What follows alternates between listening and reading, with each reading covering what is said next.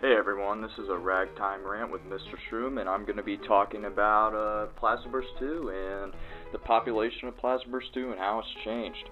Now, Plasma Burst 2, everybody says the golden age was 2011 to 2012, when there was thousands of players online. Everybody knew what PB2 was, even people in my elementary school, because I was a kid back then.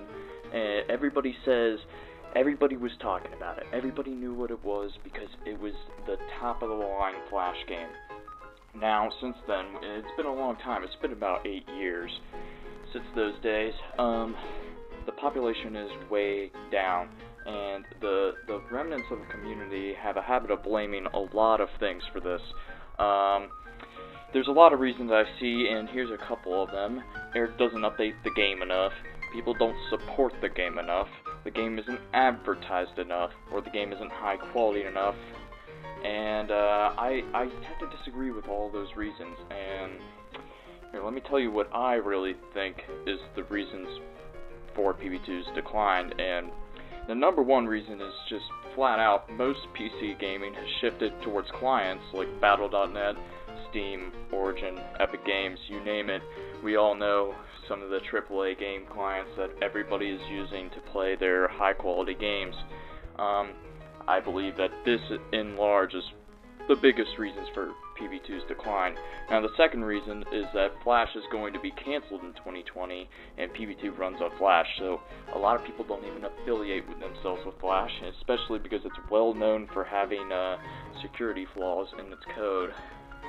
And the third reason is the demographics that participated in browser games before they shifted to client games were mostly just kids on the library, or at the library on the computer that couldn't download anything, or kids, at school in the library that, weren't supposed to be playing games in the first place, and that's how a lot of us discovered these games. And these days, people just don't discover games that way. They don't go and see what their classmates are playing. Or their classmates are just playing Minecraft because that's just about what everybody plays, and they can play it on their phone. Now, you might say, well, you know what, I just disagree with you, and I do have some evidence for what I believe in. Number one being that Eric has recorded player counts while implementing major updates to the game, and has noticed no increase in player population. Not enough to be called significant anyway. Eric refuses donations, and people might say, if Eric accepted donations and started advertising, the player count would probably be higher, but I disagree with that too, because if you look at literally any other browser game website, Armor Games, Congregate, what are the other ones, One More Level, Rush Team, all those classic browser games that we all used to play, I'm sure, they are all dying, and very fast, and I believe that's just simply because the browser client in general is dying as being used for games. People just use browsers to surf the web. They have their own clients for games. So,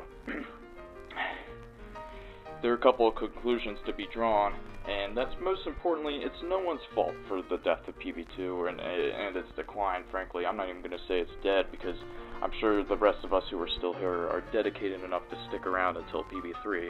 But the next conclusion is that if we are going to have a PB3, it is definitely necessary, 100% necessary, that PB3 be able to run on typical game clients. It cannot only run in the browser, because if that is the case, then 99% of the people who PC game are automatically cut out, and they're not even going to hear about it, because nobody games on browsers anymore. So I think that's the biggest conclusion here, but that's just really me.